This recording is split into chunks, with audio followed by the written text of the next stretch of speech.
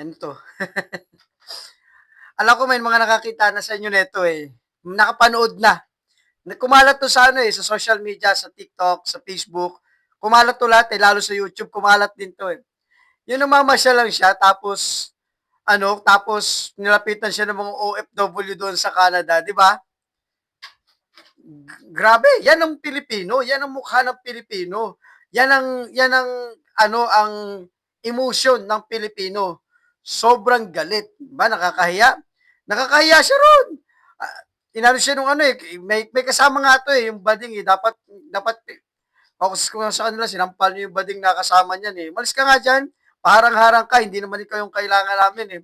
Di ba, may isa may megaphone pa eh, isang babae. Yan ang ano, diyan siya ngayon mag-angas, diyan siya mag fake news, diyan siya mag ano, pare-parehas sila ng ano diyan, ng status.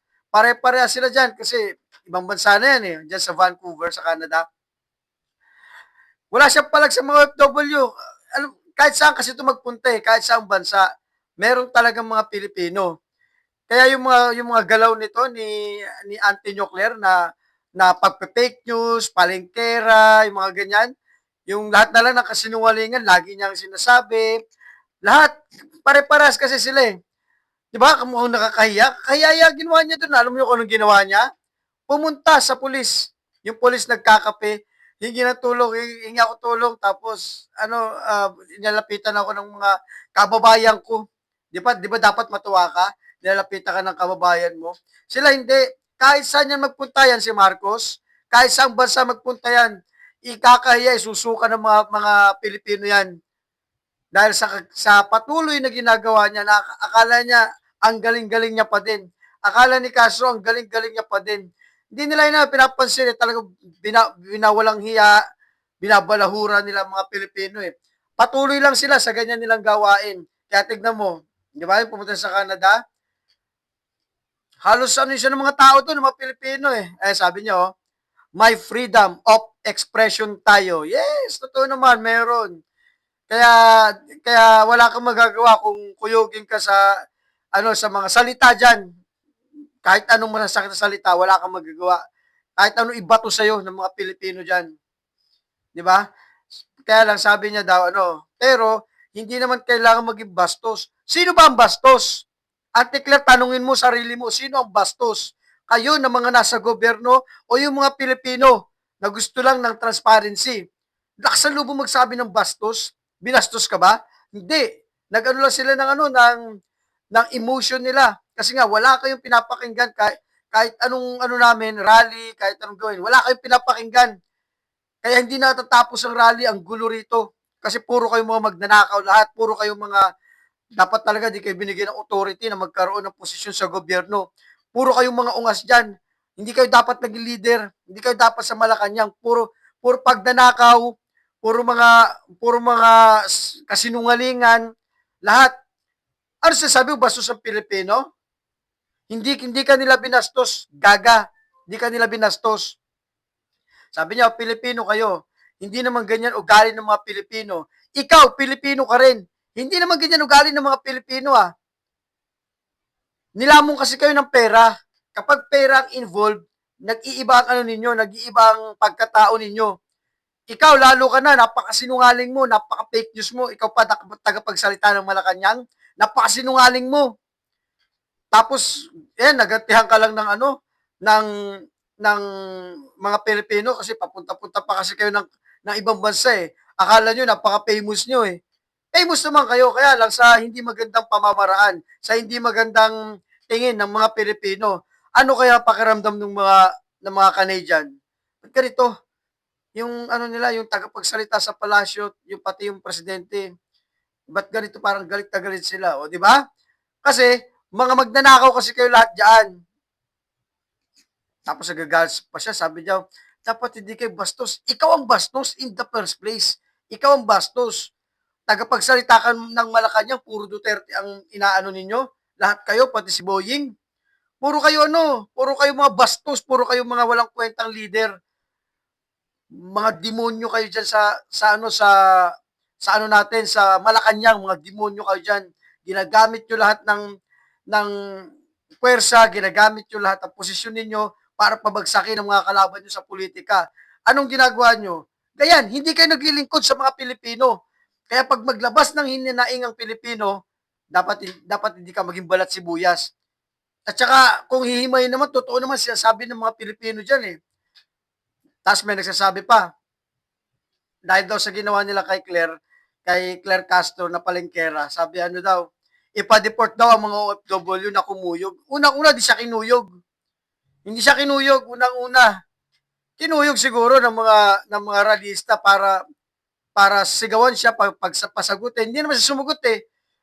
Ano lang, tinalikuran niya ng mga Pilipino kasi takot siya. Takot siya humarap sa kapwa niya Pilipino.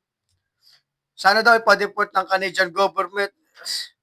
Malabo yan, rallyista yan, yung mga bobo ba kayo? Yung ilang mga kumakampi dyan sa administrasyon at kay Claire Castro, papadeport nyo, anong ginawa nila? Wala silang ginawa, wala silang nilabag na batas dyan sa Canada. Kasi ang inano nila, kapwa nila Pilipino.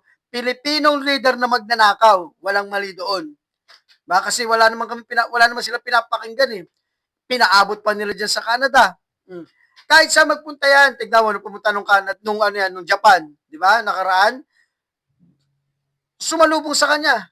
Rally din ng mga Pinoy na nasa Japan, di ba? Kahit saan pumunta yan, ikaw sumama ka pa sana isama mo lahat, si Boying, si NBI, si John Vic, lalo siga doon, magsama-sama kayo para talaga, pag alam ng mga Pilipino, pupuntahan dito, magkakandak ng malaking rally yan doon.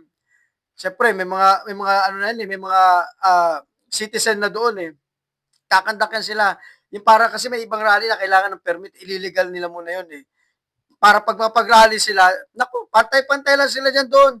Tapos pagsisigawan nila yan ng durduruin nila, ang pagsisigawan nila doon, wala, rallyista yan eh, may permit yan eh. Dito kasi, parang mahirap eh, kapag dito sa Pilipinas, tangina, pahuli mo ngayon. Ganyan yan eh, pahuli mo yon.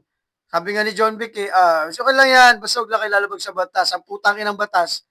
Wala nang batas dito halos eh, martial law na nga eh. Martial law na, dami na pinagnanakaw ng mga amo mo sa Malacanang. Yung 60 billion sa fund na sa PhilHealth, hindi pa nababalik yon. 107 billion din PDIC. Oh, wala. Pati yun, pinag-interesan kaya kayo kung nag-iipon kayo ng pera sa bangko. Nako, mas maganda kung wag nyo na ipunin sa bangko kasi nanakawin ng mga putang ina. Wala na kayo silang manakaw eh. Kaya lahat pag-iinteresan, tignan nyo, di ba, yung mga bills natin, yung mga bills na lang natin, lahat tayo pa rin sa shoulder kahit wala man tayo magagawa eh. Hindi mo na pwede paputol yung kuryente mo eh. Di ba? Ang magagawa mo lang magreklamo. Pag pumunta ka pa doon sa may Meralco, magreklamo ka, katakot-takot na pila. Pagdating mo pa doon, sasagutin ka lang ng walang kwenta. Di ba? Wala tayong laban. Wala tayong laban eh. Wala kang choice kundi kapag bagsak ng bill sa'yo, mataas o mababa, bayaran mo. Dahil putol yan. Tapos pag pumila ka doon sa Meralco, takina, wala ka rin makukuha magandang sagot.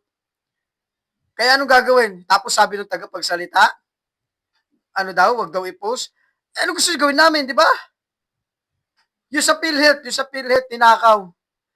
Kinasuhan nga yan nung nagsasalita na sabing wala na raw ang health system natin. Pati pala yung PDIC, yung 107 billion doon, ninakaw din nila. Oh, dati yung di ba, yung sa kinasuhan niya si Pangandaman, yung si Amena, yung babae. Kasi kasama niya si noon eh. May isa pa siyang kasamang tao na taga PDIC, mataas na opisyal, at saka si Recto. Isa na naman yan. Involved na naman si Recto, basta nakawan eh. Tsaka si Recto, billion. Ayun, billion yun. Puta, billion yun, no? Yung kay Marcoleta, yung kay Sara, million. Malalaking pera yun, pero puta, ayun, no, pinagnanakaw. Kaya kayo yung pera nyo, wag yung ibabangko. Maniwala kayo sa akin. Lalo pag alam na medyo malaki-laki na pera nyo doon, hindi magandang investment na savings na ilalagay nyo sa bangko, hindi. Pag nagpalit na ng presidente, pwede. Kasi lahat sila, puro mga magnanakaw, pinamumugaran tayo ng mga magnanakaw. Kaya kayo, kung may pera kayo, kung medyo maaluan ang buhay niyo, huwag nyo ilagay sa bangko ang pera nyo. Niwala kayo sa akin. Nanakawin lang ng mga putang ina.